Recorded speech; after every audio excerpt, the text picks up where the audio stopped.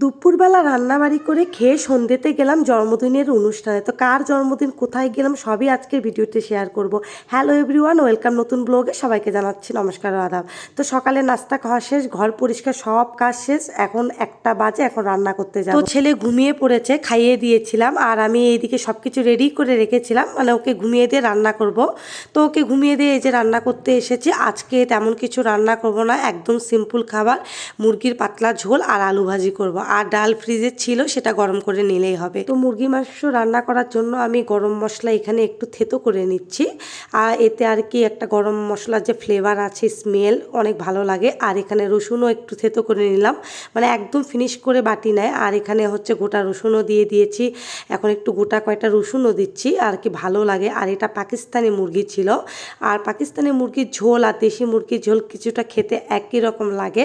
আর poultry মুরগি কিন্তু একটু ভুনা ভুনা করে রান্না করতে হয়, আর এটা যেহেতু পাকিস্তানি মুরগি ছিল এই জন্য একটু ঝোল ঝোল করেই রান্না করব। আর এখানে গোটা আলু দিয়েছি, আর এখন সব মশলা দিয়ে মাখিয়ে নিয়েছি। আর এখানে তেলও গরম বসিয়ে দিয়েছি। এখন সব মশলা দিয়ে মাখানো মাংসগুলো আমি তেলে দিয়ে এখন আস্তে আস্তে করে নাড়াচাড়া করে কষিয়ে নেব, মানে ঢাকনা দিয়ে দিয়ে আস্তে আস্তে করে কষিয়ে নেব, যেন কষাতে কষাতেই মানে 80% সিদ্ধ হয়ে যায়। তো আমি এই যে দেখো নাড়াচাড়া করে নিচ্ছি, আর দেখেই মনে হচ্ছে যে এখনই মাংসটা রান্না হয়ে গিয়েছে, এতটাই কালারফুল ছিল। তো এই যে দেখো ঢাকনা দিয়ে দিয়েছিলাম, আর মাঝে মাঝে ঢাকনা উঠিয়ে মাংসগুলো একটু নাড়াচাড়া করে নিচ্ছিলাম, না হলে হয়তো বা লেগে যাবে। তো যাই হোক, আমি এটা ঢাকনা দিয়ে একটু কষাতে রেখে দিলাম। আর এখানে আলু ঝুরি করে কেটে নিয়েছিলাম। অনেক দিন ধরে আলু ভাজা খাওয়া হয় না, পটল ভাজা, ঢ্যাঁড়স ভাজা, কত ভাজাই তো খাওয়া হয়, কিন্তু আলু ভাজাটা খাওয়া হয় না। তো ভাবলাম আজকে একটু ঝুরি ঝুরি করে একটু পেঁয়াজ দিয়ে আলু ভাজবো, খুব ভালো লাগবে খেতে।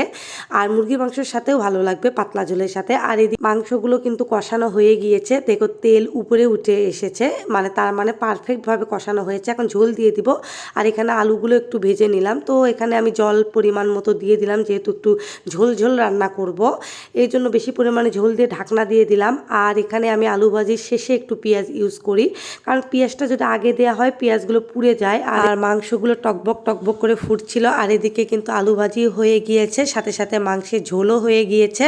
যেহেতু ঝোল রান্না করেছি এই জন্য বেশিক্ষণ আর কি রান্না করতে হয় না। কত সুন্দর লাগছে, একদম ঝোল ঝোলে মাংস আর আলু ভাজা। আর এই যে ফ্রিজে ডাল ছিল এই জন্য আর কি ডাল রান্না করতে হলো না। এখন খাবার টেবিলে চলে এসেছি, এখন আমরা খাবার খেয়ে নেব। আর এখানে মেয়েকে ডাকছিলাম যে আসো খেতে, আসলে সব কিছু রেডি করে নিয়েও আমার মেয়েকে সবসময় রাখতে হয়, আসতেই চায় না। তো আমার বাচ্চা দুটাই, মানে ছেলে আর মেয়ে দুটাই একই রকম, খাবারে এত অনীহা, কোনো খাবারেই খুশি নাই, কোনো খাবারই খেতে চায় না। ছোটোটাকে খাইয়ে দিতে তো হয়, কারণ সে ছোট, বড়টাকেও কিন্তু আমি প্রায় সময় খাইয়ে দিই।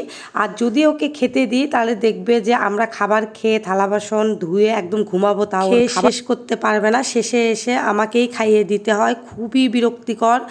মানে ছোটোটারটাও মেনে নেওয়া যায়, কিন্তু বড়টার মানে খুবই কষ্টকর। তো যাই হোক, এখন এই যে পাতলা ঝোল দিয়ে তো খেয়ে নিলাম। আর এখন সন্ধ্যাতে যাচ্ছি আমরা জন্মদিনের অনুষ্ঠানে। আর এটা ছিল আমার বাড়ি থেকে কাছে, আমার দাদার বাড়ি, মানে আমার জ্যাঠার ছেলে, মানে বড় ছেলে, তারই মেয়ের হচ্ছে জন্মদিন, মানে আমার ভাস্তি হয়।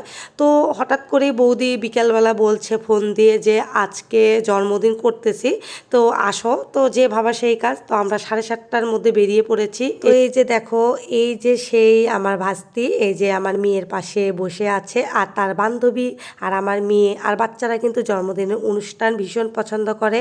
আর এটা ছিল নিরামিষা কেক। আর এখন তো বৈশাখ মাস চলতেছে, আমার দাদা বৌদিরা ওরা বৈশাখ মাসে নিরামিষ খায়, এজন্য সব কিছু আয়োজনে আজকে নিরামিষ করা হয়েছিল।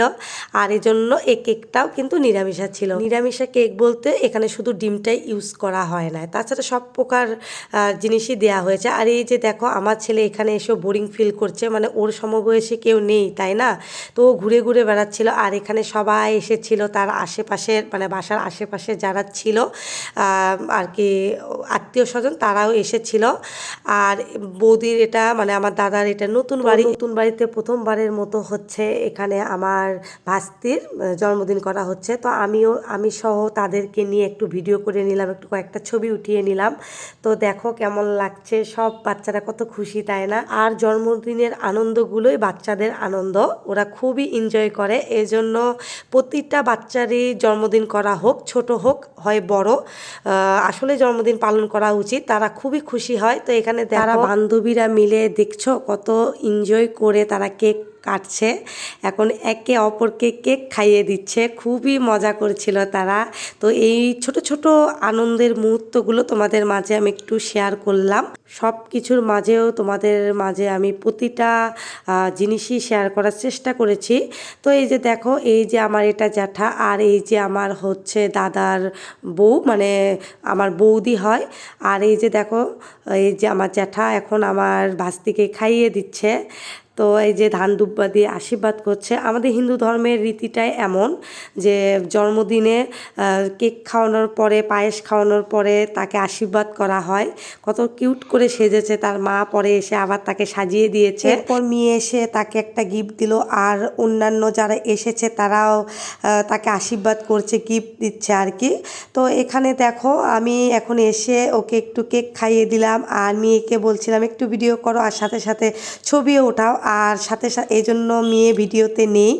আর এখানে আমার ভাস্তির সাথে সাথে তার বান্ধবীদেরকেও একটু করে কেক খাইয়ে দিলাম, তারা যেহেতু বসে আছে। যারা আর কিছু পছন্দ করুক আর না করুক, কেক খেতে কিন্তু ভীষণ পছন্দ করে। আর ডিম ছাড়া কেক হলেও কেকটা অনেক মজা ছিল। আর এই যে তার ভাই, মানে আমার ভাস্তা হয়, মানে ওরা ভাই বোন। আর এই যে আমার দাদা বৌদি আর তার মেয়ে, দাদা বৌদি তাদের একটা ছেলে একটা মেয়ে, ছোট্ট একটা ফ্যামিলি। তো যাই হোক, এখন ছবি উঠানো শেষ, সবাইকে খেতে দিয়ে দিয়েছে, বাচ্চারা নিচে বসে গিয়েছে। খাবারের মেনুতে ছিল লুচি, পায়েস, মিষ্টি, আলুর দম, হাতে ছিল চটপটির ডাল। তো নিরামিষ দিনে এর চেয়ে বেশি মজার খাবার আর কি হতে পারে বলো, খুব মজা লেগেছিল। তো দেখ, সবাই খাবার দাবার খেয়ে আমরাও খেয়ে নিয়েছে। তো আজকে ভিডিও কেমন লাগলো জানিও, আর ভিডিওটি ভালো লাগলে লাইক কমেন্ট শেয়ার দিও। Tata, by.